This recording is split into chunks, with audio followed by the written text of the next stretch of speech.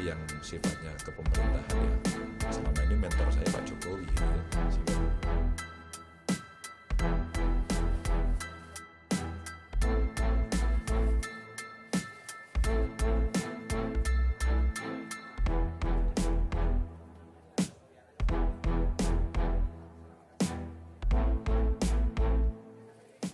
Yang sudah berkomunikasi dengan kita, tapi yang sifatnya kepemerintahan ya selama ini mentor saya Pak Jokowi gitu ya, sehingga beliaulah yang menyampaikan.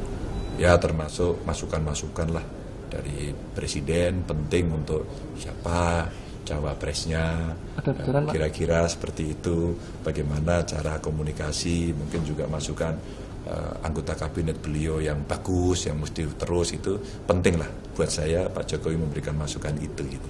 Itu. Ada besarannya Pak, cawapres.